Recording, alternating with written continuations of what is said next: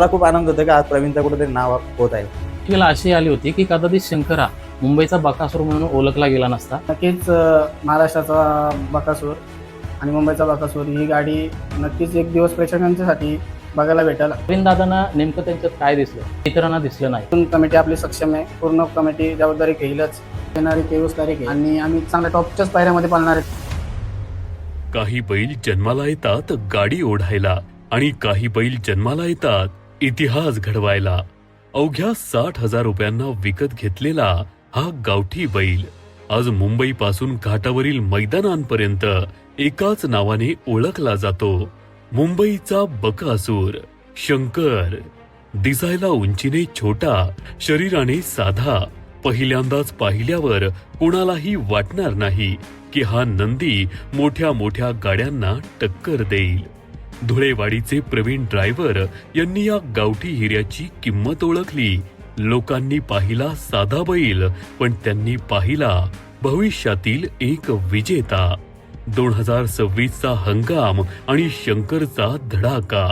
मुंबई असो की घाटावरील मैदान, जिथे जिथे शंकर उतरला तिथे तिथे एकच चर्चा. जशी शर्यत सुटते आणि काही क्षणातच हा गावठी वाघ मोठ्या मोठ्या बिनजोड गाड्यांसमोर स्वतःची ताकद दाखवू लागतो. आज परिस्थिती अशी आहे की मैदानावर शंकरची जोडी आली की प्रेक्षकांच्या नजरा आपोआप त्याच्याकडे वळतात.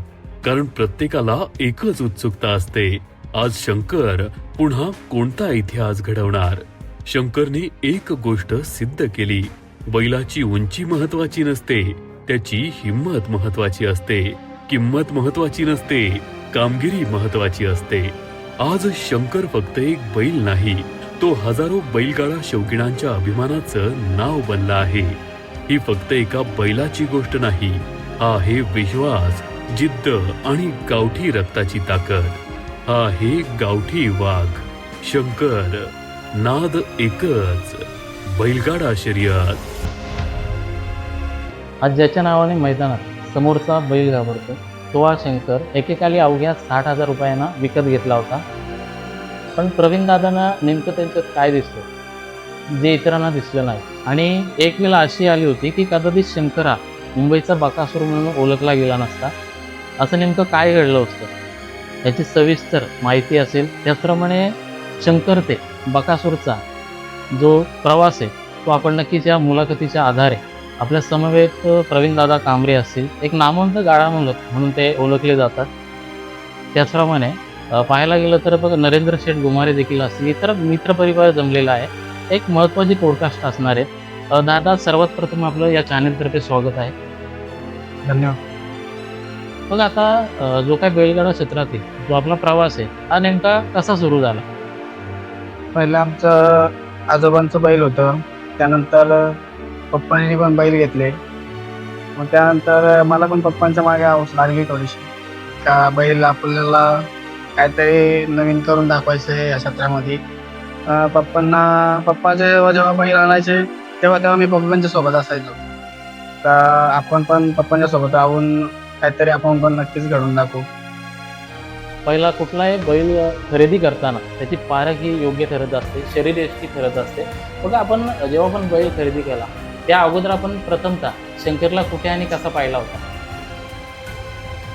पहिल्यांदा माझ्या भावाने बैल आणला तर मी त्याच्यासोबत होतो, तो माझ्यासोबत होता. आणि नंतर त्यांनी थोडासा विकायचं हे केला. त्याच्याकडे 3 वर्ष बैल राहिला पहिल्यांदा, पण तो उजेडत नव्हता. तर मी त्याला पैरे करून जातो, तो जॉबला वगैरे असल्यामुळे त्याच्याकडे लक्ष गेला नव्हता शंकरकडं. तो नंतर बोलतो मला जॉबला जायला लागतोय, मग बैल विकूया आपण. तर ठीक आहे बोललो, मग एक काम कर बोललो, मग बैल मलाच दे, मीच विकत घेतो. आता शंकरला तुम्ही अवघ्या 60,000 रुपयांना विकत घेतला. ही गोष्ट ऐकताना विश्वास बसत नाही. त्यावेळी तुमचा निर्णय काय होता? निर्णय आमचा असा होता का बैल जो पण मी बैल खरेदी करतो, आता शंकर मी घेतला तर तो पण मी स्वतःने घडून दाखवला बैल. आणि जिथपासून आम्ही बैल घेतलेले आहेत पहिल्यापासून, सुंदरपासून स्टार्टिंग आहे आमची. तर सुंदर बैल पण मी गावातनंच विकत घेतला होता. अवघ्या 14,000 रुपयाला बैल घेऊन मी पूर्ण सीझन त्याच्यावरती पूर्ण बिनजोड केलं गेलो. आणि त्यानंतर आम्ही शिवा घेतला. शिवा पूर्ण सीझन एक सीझन पूर्ण सीझन त्यांनी पण बिंजोड केल्या. त्यानंतर रायफल घेतला पूर्ण, तो पण एक सीझन पूर्ण आत पलीकडचं सीझन त्यांनी पण पूर्ण बिंजोडच केल्या. आणि आता शंकर घेतला, शंकरने पण माझी चांगली ओळख करून दिली. म्हणजे थोडक्यात सांगायचं झालं तर जेवढे पण आपण नंदी घडवलेत एक टॉपमध्येच पलवलेत आपण, एक घडवण्याची आपल्यात ताकद आहे. आता बघा शंकर विकत घेतला त्यामध्ये आपल्याला नेमकं त्या काही दिवसात काय बदल जाणवला आपल्या त्यामध्ये? जेव्हा तो भावाकडे होता माझ्या, तेव्हा मी त्याला पारख केली होती. हा बैल कोणाच्या तरी, माझ्याच नाही पण कोणाच्या तरी दुसऱ्या दावणीला गेला तरी पण हा माझा नाव करणारच आहे. मग त्यानंतर माझा एकच हे होता का शंकर आपणच विकत घेऊन आपणच याला घडवू. आणि त्यानंतर मला पैरे वगैरे मला त्या बैलाला मग कधीच अडचण नाही आली पैऱ्यांच्यापासून, त्यामुळे तो बैल वरती जायत राहिला. आता तुम्हाला कधी असं वाटलं होतं का हा बैल पुढे जाऊन आपलं नाव मोठं करणार आहे? हो 100% वाटलं होतं. कारण मी जेव्हा बैल घेतल्यानंतर माझ्या घरामध्ये तो लक्ष्मी म्हणून झाला. कारण तो घेतल्यापासून आहे ना आज परत मला त्यांनी कधी माझी मान खाली पडून नाही दिली. मला त्याचा तो मोठा हे वाटतोय का त्यांनी आज परत माझी मान कधी खाली पडून नाही दिली. बघा दादा, आपण या अगोदर सांगितलं की आपल्या माध्यमातून अनेक बैल घडत आल्यात, रायफल असेल इतर देखील नंदी असतील, परंतु फक्त टॉपचा नंदी घेऊन बैल घडवणं हे कठीण असतं. त्यामागे ड्रायव्हरचा हात असतो, त्याचप्रमाणे मालकाचा देखील तितकाच हातभार असतो आणि जे काही आपले साथीदार असतात त्यांचा देखील तितकाच हातभार असतो. तर आपण जो काही नंदी घेतला शंकर, आता यामध्ये रेग्युलर आहार कसा असतो, त्याचप्रमाणे रेग्युलर व्यायाम वगैरे यामध्ये काय बदल असतात आपल्याकडे? शर्यतीला जाण्याआधी बैलाला आदल्या दिवशी मी 1 ते 2 किलोमीटर चालायला नेतो. आणि आहाराचा विषय आला तर त्याला नॉर्मलच आहे आपलं रेग्युलर, एक आपलं उडीद डाळ असते आपलं, आणि शेंगदाणे पेंड असते, आणि त्यामध्ये नवापुरी एक हे येते, ते आपण त्याला भिजवून 1 ते 2 तास भिजत टाकून त्याला तो आहार दिला जातो. बघा, एखादा आपण नंदी विकत घेत असतो आणि त्यानंतर वेग वाढवताना अनेक समस्यांना सामोरं जावं लागतं. त्याप्रमाणे आपण शंकर घेतला तर त्याचा एक वेग प्राप्त करण्यासाठी कुठल्या समस्यांना आपल्याला सामोरे जावे लागेल? सामोरं असं काय नाही का, मी भावाकडे बैल होता तर भावाकडेच मी पहिल्यांदा बैल बघूनच घेतला. कारण तो बैल चांगला पळत होता त्याच्याकडे पण, आणि जसं त्याच्याकडे बैल बसून होता त्यामुळे तो उजेडात नव्हता. जसं माझ्याकडे आल्यानंतर तो अंधारात, जेव्हा तो अंधारात होता तेव्हा तो माझ्याकडे आला ना, तेव्हा माझ्याकडं, आणि मी स्वतः ड्रायव्हर आहे ना, तर त्यामुळं बैल मला कुठला बैल त्या बैलामध्ये टाकता येईल, तेव्हा त्याचा वेग कसा वाढेल कसा नाही, तो मी पूर्णपणे त्याच्यावरती जबाबदारी घेतली आणि तो इथपर्यंत गेला आहे माझ्याकडून. बघा, ज्याप्रमाणे आपण माहिती दिली की आपण ड्रायव्हरची केली या अगोदर देखील, आणि स्वतः आपण या अगोदर देखील मला माहिती मिळाली की नामांकित ड्रायव्हर म्हणून आपल्याला नेहमीच बैलगाडा क्षेत्रामध्ये ओळखलं जातं. सर्वात प्रथम म्हणजे बघा, 2 व्हीलर असो 4 व्हीलर असो, ड्रायव्हर होणं सोपं असतं कारण आपल्या हातात ब्रेक असतो. आता आपण ड्रायव्हर कसं शिकलात, म्हणजे नेमकं ड्रायव्हर कसं झाला? पप्पा माझे पहिले ड्रायव्हर होतं, आणि जे आपले पहिल्या आपल्या पराणीवरच्या गाड्या होत्या तेव्हा ते पप्पा उचलले माझे. तर मग आता पप्पांचं बघून बघून मी, आणि पप्पांच्या पाठीमागे बसून किंवा पुढ्यात बसून मी ड्रायव्हरगिरी शिकत गेलो. आणि आमचा एक पहिला सुंदर बैल होता, आणि तो त्याच्यावरती मी फेऱ्यांना वगैरे पहिले बसायचो, पप्पांच्या बरोबर बसून बसून मी त्याच्यावरच शिकलो पूर्ण. आणि नंतर मग मी शिवा घेतला. मग त्याच्यानंतर मी एकच गाडी माझी घरचीच एकच उचलायला लागलो. आणि त्यानंतर रायतपड आल्यापासून मी सर्व कर्जत तालुका पूर्ण असेल किंवा पुणे भाग असेल किंवा रायगड पालघर असेल पूर्ण त्यांच्या पूर्ण मी ड्रायव्हरगिरी बसत गेलो. बघा, आपण आत्ताच माहिती दिली की या अगोदर पराने एक 5 ते 6 वर्षाचा विचार केला ना, पराण्यांचा वापर केला जात होता. आणि त्यानंतर ठाणे, रायगड, पालघर, मुंबई जी बैलगाडा संघटना असेल एक चांगले नियम लादले गेलेत. त्यामुळे कुठेतरी यामध्ये एक चांगलं पॉझिटिव्हिटी आलेली आहे बैलगाडा क्षेत्रात. याबद्दल काय सांगाल? आत्ताची जी कमिटी आहे पूर्ण मुंबई, रायगड, पालघर, त्यांनी एकदम व्यवस्थित निर्णय घेतलेला आहे हा. कारण बैलांना मारहाण होत होती जास्त, त्यामुळं चांगली गोष्ट केलेली आहे त्यांनी. पराणी, काठी वगैरे काय असेल, बांबू वगैरे, चाबू वगैरे ते पूर्ण बंद करून बैलांच्यासाठी सेफ्टीसाठी लय भारी केलेलं आहे. आणि याच्या पुढे अजून काही बैलांच्यासाठी चांगलं होईल ते पण अजून कमिटी आपली सक्षम आहे. पूर्ण कमिटी जबाबदारी घेईलच बैलांच्यासाठी. आता शंकरची अशी कोणती शर्यत आहे की ज्यामुळे शंकर उजेडात आला? आम्ही मोरगाव फाटीला गेलो होतो, तिथं भरपूर गाड्या आम्ही बैलासाठी बघितल्या का आपल्या गाडीसाठी. तर मग तिथं गाडी काय आमची जुळली नव्हती. मग त्यानंतर आम्ही नाव ठेवलं जाऊन मोरगाव फाटीला. मग तिथं परत नाव 5 मिनिटामध्ये लगेच आमच्यावरती फिरला महाराष्ट्रातली येऊन जोडी भुंगा सैराट. मग त्या गाडीबरोबर आमची लढत झाली आणि त्यातून गाडी झाल्यानंतर आमचा पराभव झाला. आणि त्या पराभवाने आमचे ज्या रील्स बांधल्या आणि सोशल मीडियाला पडल्या, तर तिथं आमची एक बैलाची चर्चा झाली आणि तिथं नावारूपाला शंकर हा बैल आला. आता शंकर ते मुंबईचा बकासूर हा नाव नेमका कसा पडला? आम्ही देवपाड्या फाटीला गेलो होतो. शर्यत जमल्यानंतर आम्ही खाली निघालो होतो आणि आपले समालोचक प्रफुल्ल टांगे वावेचे आहेत ते. बैल खाली जात असताना तिथे त्यांनी अनाउन्समेंट केली, मुंबईचा बकासूर खाली पालायला निघालाय म्हणून. बघा, प्रत्येक गाडी पलवताना कोणाच्या तरी नावाने ही गाडी पलवली जाते. तशी आपल्या शंकरची जी गाडी आहे ती कोणाच्या नावाने पलवली जाते? आमचं बैलांच्या नावाने गाडी पळते. जय भवानी प्रसन्न शिवा रायफल ग्रुप धुलेवाडी या नावाने गाडी पळते. बघा, गाडी पलवताना खूप साऱ्या पैऱ्यांच्या अडचणी येत असतात. या अगोदरचा आपण पाहायला गेला ना, शंकरचा विचार केला तर या अगोदर देखील या अगोदरचा आणि आत्ताचा पायऱ्यामागचा संघर्ष कसा आहे? पायरे बैलाला जेव्हा मी कोणाला कॉल केलेत पायऱ्यासाठी किंवा मला कॉल आले, मी कोणालाच नाही बोललो नाही बैलाला पायऱ्यासाठी. आणि आज परत बैलाला पायऱ्या कधी कोणी नाही बोललंच नाही. सर्वांनी मला कर्जत तालुक्यामध्ये सर्वांनी मला पायरे दिलेले आहेत बैलाला शंकरला. तिथे बसून बैल भरपूर उजेडात आला सर्वांनी पायऱ्या दिल्यामुळं. बघा, सर्वात महत्त्वाचं म्हणजे सुट्टीची जी जागा असते, सुट्टी मेकर हे देखील महत्त्वाचे असतात बैलगाडा क्षेत्रामध्ये.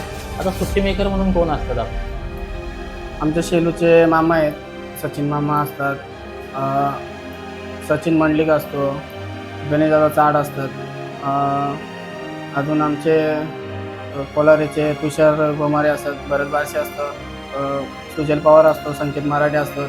भरपूर बैलाला सुट्टी करायला असतात. बघा, बैलगाडा क्षेत्रामध्ये ना काही गाडा मालकांची देखील तितकीच साथ लागते. जसं आपण बघू शकता की आपल्या समोर नरेंद्र शेठ गोमारे देखील आहेत. त्यांची आपल्याला किती मोलाचं योगदान लागतं. बैलगाडा क्षेत्रामध्ये ड्रायव्हरगिरी करताना मला कोणी उजाळा असेल तर नरेंद्र शेठ गोमारेने. कारण आज 25 बैल आहेत दावणीला. आज परत मला कुठल्या बैलावरती बसवला नाही असं कधी झालंच नाही. आणि बैल घेतल्यानंतर मला पहिला फोन येतो, दादांचा बैल आपण खरेदी केलेला आहे चांगला, त्या बैलाचा तुलाच पूर्णपणे करायचं आहे, नियोजन वगैरे काय असेल ते. मग तिथपासून दादांना मी कधीच विसरलो पण नाही आहे अजून परत, आणि दादांनी पण मला कधी विसरलं नाही. महाराष्ट्राचा ओरिजिनल हिंदकेसरी बकासूर आणि आपला मुंबईचा बकासूर ही जोडी पळवण्याचा योग आला तर यावर आपलं मत काय असतं? नक्कीच महाराष्ट्राचा बकासूर आणि मुंबईचा बकासूर ही गाडी नक्कीच एक दिवस प्रेक्षकांच्यासाठी बघायला भेटेल आणि आमची इच्छा आहे ती गाडी पळवायची. बघू, आता आमचं कॉन्टॅक्ट चालू आहे मामांशी. आम्हाला ते पायऱ्याला नाही बोलणार नाही. आम्ही 100% प्रेक्षकांच्या ती गाडी पळताना दिसत. बघा, बैलगाडा क्षेत्रामध्ये ना कुठलाही नंदी पलाच्या जोरावरती जेव्हा पण उजेडात येतो, थोडक्यात चर्चेत येतो, तेव्हा नक्कीच खरेदीसाठी मागणी येतच असते. तसा शंकर आता चर्चेत आहे. 2026 त्याने गाजवला तर त्याला आता खरेदीसाठी मागणी येत असतात. नक्कीच भरपूर कॉल येतात मला. साताऱ्यावरून कॉल येतात, नाशिक भागातून कॉल येतात आणि आपल्या पनवेल कर्जत भागातून पण कॉल येतात का बैलाचं काय करायचे, बैल विकायचे का काय करायचे. तर मी डायरेक्ट नकारच देतो का बैल. माझ्या घरातली पण भरपूर मला बोलतात का बैल विकायचा नाही, आपल्या घरामध्ये लक्ष्मी आलेली आहे, बैल मरेसपर्यंत घरीच राहणार.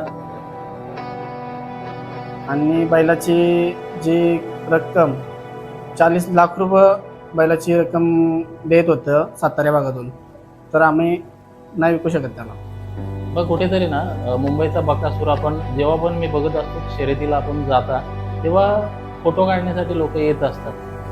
या अगोदरचा काल आणि आत्ताचा काल यामध्ये किती फरक जाणवतोय आपल्याला? फरक तर भरपूर जाणवतो, कारण शंकर हा शून्य होता.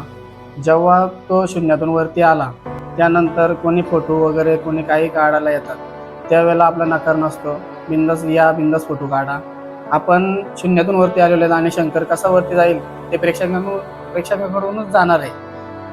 मग त्यामुळे मी फोटो बिटो काढून सर्वांना देतो आणि बैलाला मला धरायला लागतो, नाहीतर मग भरपूर तो तसा मारतो. त्यामुळं मला फोटो काढायला सर्वांना धरूनच काढायला द्यायला लागतो. बघा, ज्याप्रमाणे आपण सांगितलं की बैल हा सुट्टीच्या वेळी मारत असतो. बघा, दावणीतला मुंबईचा बकासूर आणि सुट्टीच्या वेळचा दावणीतला मुंबईचा बकासूर यामधला फरक काय? फरक भरपूर आहे, कारण बैल दावणीमध्ये घरामध्ये असल्यानंतर तो आम्हाला भाऊला आणि पप्पाला आणि मला काहीच करत नाही, आणि गेल्यानंतर फुल ॲग्रेसिव्ह राहतो बैल. उकरणं वगैरे, कोणाला बाजूला येऊन नाही देणं. जेव्हा आम्ही तिघेजण असू बैल सोडायला तेव्हाच बैल सोडून देतो. मग त्यानंतर शर्यतीला घेऊन जायला लागतो. मग आपल्याला मुंबई असो किंवा घाटावरती एक नामांकित ड्रायव्हर म्हणून ओळखला जातो, आणि नामांकित जेव्हा ठरतो एखादी गाडी, आपण टॉपची गाडी आपण हकलत असतो. असा कुठली गाडी आहे ज्यामुळे आपण चर्चेत आला? आई गावदेव प्रसन्न, नरेंद्र शेठ गोमारे यांचा भारत सर्जा. मथुर आणि अलीकडं मथुर आणि टिटी होती, आणि इकडं भारत आणि सर्जा. आणि दादांना भरपूर कॉल केले अनेक जणांनी, जे आमच्यासोबत असून पण दादांना फोन जायचे तर आज प्रवीणला ड्रायव्हर नका बसू, आपण एक चांगला ड्रायव्हर बसू. पण दादांनी त्यांना भरपूर रिक्वेस्ट केली का नाही, माझा ड्रायव्हर तोच आहे, मी त्यालाच बसवणार आहे. आणि दादांनी इथून मला घेऊन गेले होते जेव्हा मथुरची गाडी जमली होती. एक बैल सांगून गाडी जमली होती, भारत, सर्जा आणि मथुर.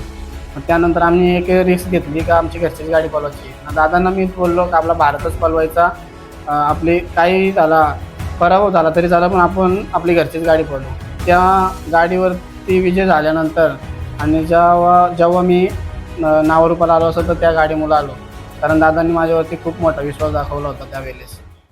आपल्या समवेत नरेंद्र शेठ गोमारे आहेत, आणि त्यांच्याबद्दल सांगायचं झालं तर एक 26 बैलांचे मालक आहेत. घाटावर असो किंवा मुंबई बिनजोडमध्ये असो, तितक्याच ताकदीने त्यांचे देखील नाव आपल्याला गाजताना पाहायला मिळत आहे. आणि नेहमीच आपल्या कठीण काळात असेल, चांगल्या काळात असेल, त्यांची नेहमीच साथ आपल्याला लाभली आहे. त्यांच्याबद्दल आपण काय मत व्यक्त कराल? नरेंद्र दादा माझ्या सुखदुःखात नेहमी मला साथ देत असतात.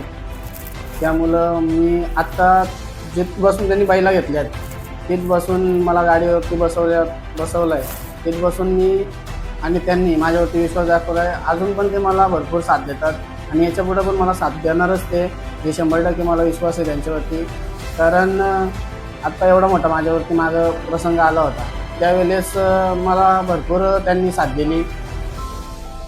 दादा नमस्कार. बघा, ज्याप्रमाणे प्रवीण दादांनी सांगितलं की प्रत्येक गाडीवरती नरेंद्र दादांनी विश्वास दाखवतात आणि प्रत्येक गाडीवरती बसवतात, आणि नक्कीच प्रवीण दादांबद्दल बोलायचं झालं तर आपण थोडक्यात काय मत व्यक्त करायला? माझं प्रवीणबद्दल मत असं आहे का जेव्हा प्रवीण माझ्या गाडीवरती पहिल्यांदा कुंडलच येथे बसला होता तेव्हा प्रवीणनी आणि आमची ओळख पण नव्हती, पण प्रवीणला आमचा एक मित्र, नेरलचा एक मित्र आहे, त्यांनी सांगितलं की प्रवीण तुला या गाडीवरती बसावं लागतं. तेव्हा आप्पा शेठ गायकवाड यांच्या गाडीवरती तो नेहमी बसायचा, पण त्यांनी माझ्यावरती कुठंतरी विश्वास दाखवला आणि ती गाडी मला करून दाखवली. तेव्हा आप्पा शेठ यांना रागसुद्धा आला होता का प्रवीण तू त्या गाडीवरती का बसला.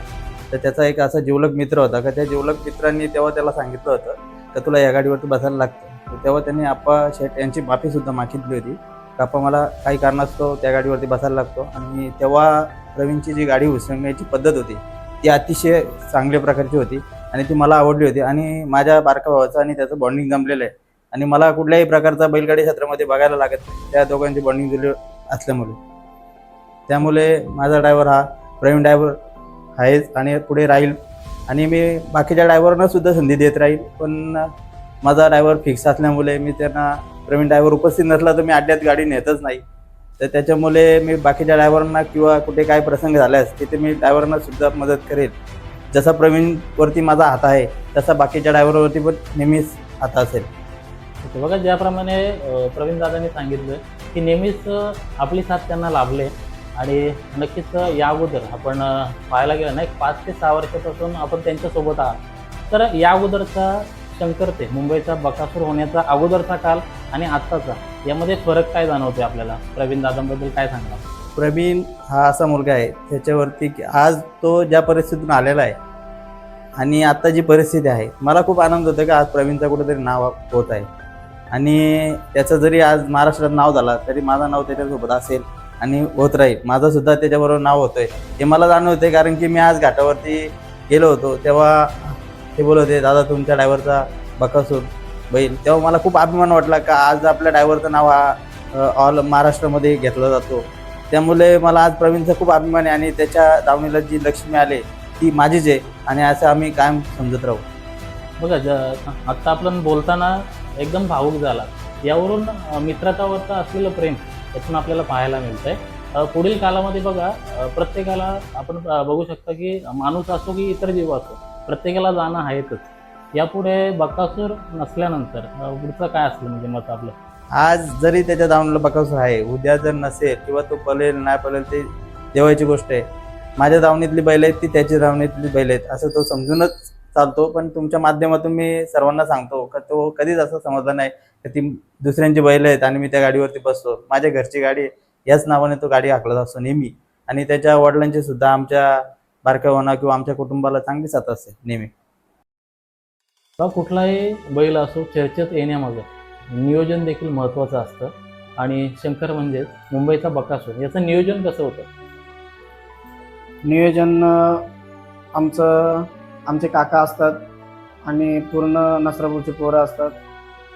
आमचे बाबा असतात, भाऊ असतात, पप्पा असतात आणि दादा वगैरे भरपूर नियोजन करायला असतात आमचे. आणि बैलामागे भरपूर जणांचा सपोर्ट आहे बैलाला. आणि बैल शर्यतीला जायला निघाला तर भरपूर असे गावातली चांगल्या नजरेनेच बघतात आपल्या बैलाकडं. त्यामुळं बैल आजपर्यंत तिथपर्यंत आहे आपला बैल. बैलगाडा क्षेत्रामध्ये बैल चर्चेत येण्या अगोदर देखील प्रत्येक मालकाच्या या अपेक्षा असतातच, परंतु चर्चेत असल्यानंतर आणखी अपेक्षा वाढत असतात. तशा आपला मुंबईचा बकासूर अर्थात शंकर चर्चेत असलेला विषय आहे आणि आता सध्या आपल्या अपेक्षा काय असतील त्याच्याबद्दल? आमच्या अपेक्षा आता तसं आमच्या अपेक्षा भरपूर आहेत. फक्त बैल उंचीने छोटा असल्यामुळं काही किलो मोठं आपण पायऱ्यांसाठी फोन करू तर त्यांनी पण आपल्याला बैलाची उंची बघूनच बैल द्यायला लागेल त्यांना पण बघू आता याच्यानंतर पण आम्ही चांगलंच नियोजन करू, चांगलेच बैलाला पैरे टाकू आणि अजून वरती नेण्याचा प्रयत्न करू आम्ही बैल. कारण आत्ता परत भरपूर बैलाची चर्चा झाली आपल्या कर्जत तालुक्यामध्ये आणि भरपूर लोक असं बोलतात का आत्तापर्यंत बैल चांगला कुणाचा बोलत असेल तर प्रवीण ड्रायव्हर धुलेवाडीचंच नाव आणि गावाचं पूर्ण नाव होतोय. मला ह्योच अभिमान वाटतोय गावाचा का नाव होतोय ना, तर आपण अजून काहीतरी नाव करू गावाचा पूर्ण आणि माझ्या घरातल्यांचं पूर्ण. त्या बैलावरतीच आता माझं पूर्ण लक्ष लागलं आहे आणि त्याच्यावरती लक्ष देऊन अजून गावाचं नाव मोठं करणार. बघा ज्याप्रमाणे शंकर आता चर्चेत आहे आणि आपण कधी बघा पायऱ्यासाठी खूप सारे प्रॉब्लेम येत असतात. ज्याप्रमाणे आपण माहिती दिली की उंचीमुळे कुठेतरी पायऱ्याचा प्रॉब्लेम येत असतो, तर आपण कधी विचार केलाय का तेवढ्याच उंचीचा एखादा टॉपचा नंदी खरेदी करण्यासाठी? टॉपचा नंदी खरेदी करायला पण खरेदी आपण 100% करू, पण समोरचा पण नंदी आपण बघून घ्यायला लागेल का बाबा आपल्या बैलाला हा बैल कसा झुलवला जाईल. बघू आता मग सर्वांचा विचार घ्यायला लागतो मला का पप्पा असेल, घरातली असेल, मम्मी असेल, भरपूर जणांना. आणि पहिलं हे असेल तर माझ्या मम्मीचं असेल कारण सकाळी उठल्यानंतर मग सर्व मम्मीच बघते माझ्या बैलांचं आणि इथून पप्पा असतात.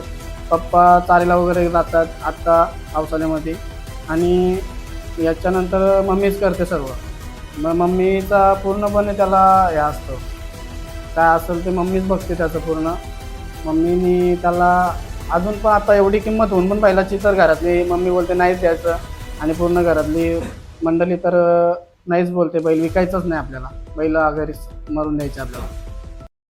बघा, मुंबईचा बकासूर अर्थात शंकर मुंबई बिनजोड तर गाजवतोय, परंतु खूप साऱ्या प्रेक्षकांची इच्छा आहे की 3 फेऱ्यामध्ये देखील त्याने नाव कमवावं आणि नक्कीच 3 फेऱ्याचं नियोजन कसं असणार आहे? नक्कीच आता येणारी 23 तारीख आहे. आम्ही 3 फेऱ्याला नियोजन चांगलं केलं आहे. तुम्हाला 23 तारखेला बघायला भेटेल आणि आम्ही चांगल्या टॉपच्याच पायऱ्यामध्ये पाळणार आहेत आणि चांगल्याच माणसाच्या, आणि त्या माणसाची दावण अशी आहे का ती 1 नंबरमध्येच आहे. त्या माणसाच्या बैलामध्ये आम्ही 23 तारखेला 3 फेऱ्याला पाळणार आहेत. त्यानंतर पोरं बोलतील किंवा दादा बोलतील, पप्पा बोलतील, त्यानंतर पुन्हा नंतरचं नियोजन आम्ही 100% करू. पण 23 तारखेला चांगला पायरा आहे आणि चांगलाच मैदानात आम्हाला असे गुलालाची अपेक्षा आहे 3 फेऱ्याला, आणि 3 फेऱ्याला जाणार आहे. नक्कीच आजची जी पॉडकास्टिंग झाली, नक्कीच KTC टीमचं देखील आभार व्यक्त करतो. एक बोलायची संधी दिली आणि एक वेगळी संकल्पनाचा आणण्याचा हा खूप दिवसापासून प्रयत्न होता. आणि नक्कीच जी पॉडकास्टिंग होती, शंकर ते मुंबईचा बकासूर, हा जीवन प्रवास, हा संघर्ष आपल्याला जाणून घ्यायचा होता.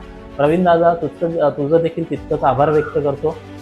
तसंच पाहायला गेलं तर नरेंद्र शेठ घुमारे, एक नावाजलेली व्यक्ती बैलगाडा क्षेत्रातील मानली जाते नेहमी, त्यांचं देखील तितकंच आभार व्यक्त करतो. संपूर्ण मित्रपरिवार असेल, आई वडील असतील, त्याचप्रमाणे भाऊ असतील, त्यांचं देखील तितकंच आभार व्यक्त करतो. धन्यवाद KTC लाईव्हचं पण, कारण त्यांनी पण भरपूर वेळ मला दिल्याबद्दल त्यांचं पण मी आभारी आहे.